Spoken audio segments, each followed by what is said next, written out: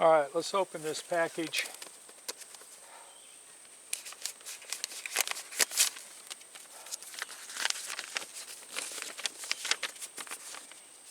Just the label.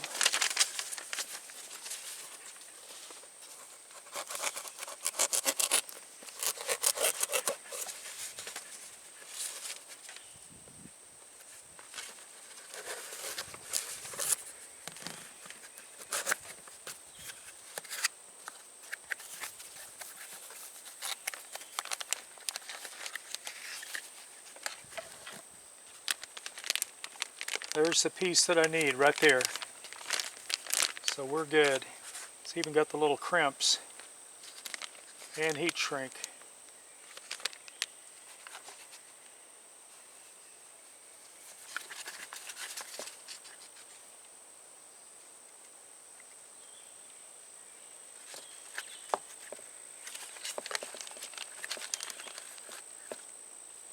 Oh, back scratcher. Cool, back scratcher.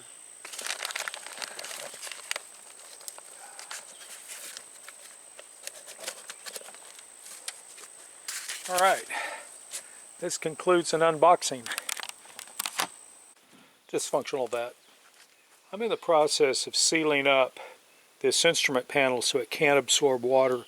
I'm using flowable silicone, and this is VersaChem is the brand. There are other people that make it.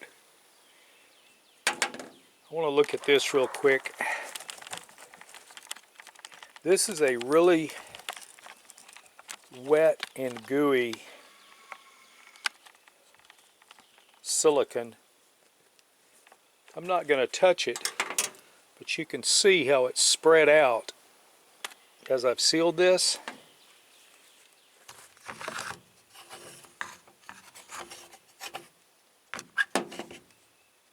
Now, I have to move the camera to film this.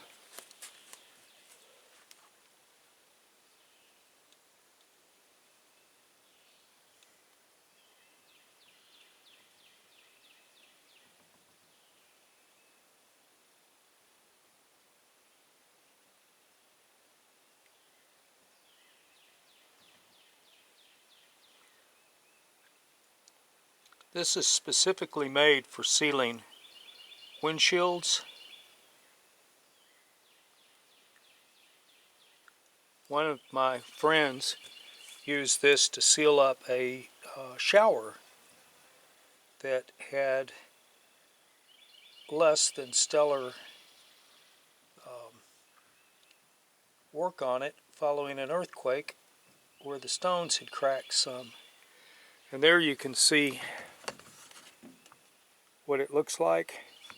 I'm going to go ahead and finish this off camera, but it's flowable silicone and it's a clear windshield and glass sealer. Anyway, this will keep moisture from getting into this instrument panel and make it last. This is the back side, and these pins that you see right here are not airtight. But what happened on the other one was this filled with fluid. The fluid started dripping through these pinholes and it ran out. So what we're going to do is we're going to put a small weep hole in this so that it will not reach that. And we'll put that weep hole right in here somewhere so that since it sits like this at about this angle right here, the moisture, if any gets in there, will leak out. Now we don't need a hole to equalize pressure between heating and cooling on this side. We just need to make sure that the moisture, if it does form in there, can get out. Because again, this is open to the air and it could suck moisture in. Dysfunctional vat.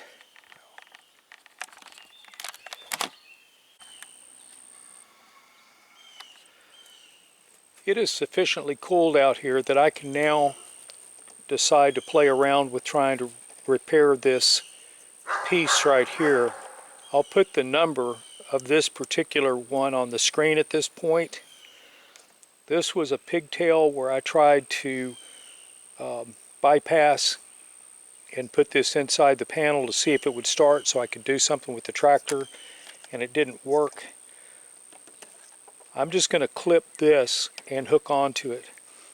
The orientation of this plug is very important to the wiring scheme. Not all of these plugs are used. There are some, you'll notice right here there's one missing, and right here where my finger is there's one missing. But the rest of these all need to be hooked up correctly to these right pins. Now whether this thing is upside down like this or right side up like that, when it plugs in is not the issue. Right now, getting these wires oriented to this in the proper position are what are important. So what I'll do is one by one I will remove these, clip the clip off of it, and then I'll strip some wire off, and then I'll wire the new piece on here accordingly. And when I get finished with this, I'm going to hit it with a dielectric grease across here to help keep water out of it, so that when it plugs up, perhaps you'll have a little better seal in the off event that I get water down in there. Now I bought this tractor, I believe, in 2017. This is 2023, so this has lasted for a little while, but it should have lasted for the life of the tractor. So let me go get the plug, let me get started with this, and I'll show you what I'm doing. As noted, not every one of these slots has a wire in it. This is my replacement piece, and this is the PA6 GB20 GF10 connector. The orientation, let me back this off just a bit. The orientation on this one right now is in this position. I'm going to want wire 1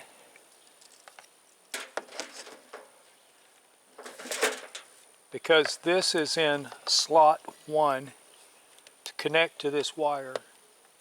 So I drop my screwdriver down inside here.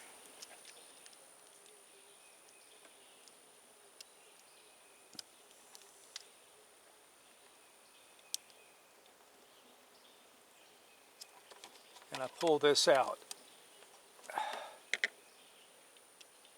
Or it's supposed to pull out.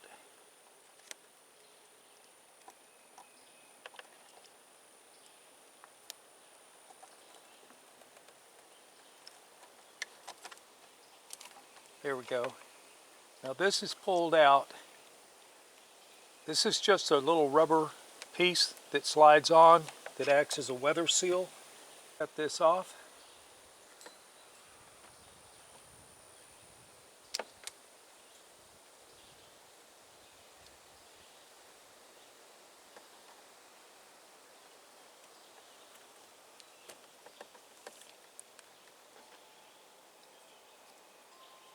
That doesn't look real good. That's got water that's colored the wires. So what we're going to do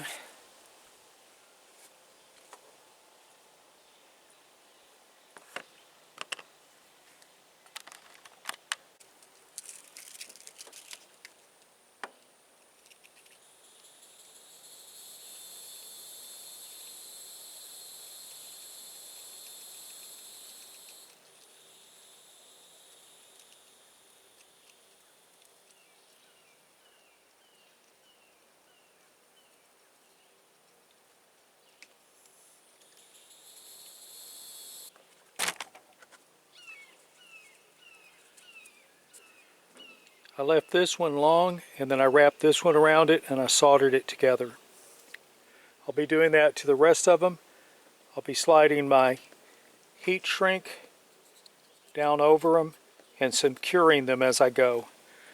And I'll make sure that I count the number of holes over and that I match it on this the new one that I'm putting in.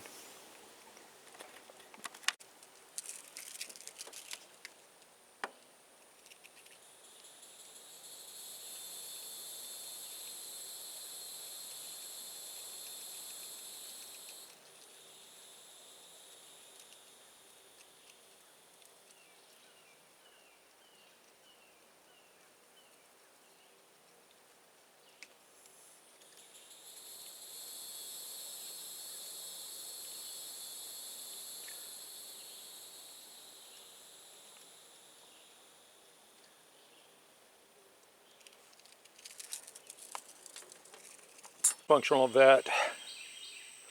Okay, I've replaced the wires in here. The control panel works. It will not start. Now I have to go through and I have to check all of the safety defaults, like the driver presence, the neutral system, and everything else, plus a 50 amp slow blow that's on the starter. To do this, I have to remove this, which is 4 bolts. It's not a big deal, it just has to be done. After I remove this, I have to remove this, and there's 4 bolts that hold this on. Then I have to remove this engine surround, which is pretty easy to do. Then I can get in and start checking all the fuses and other things that I cannot get to from here. In order to keep this short, I will do the troubleshooting as a standalone video. Dysfunctional vet out.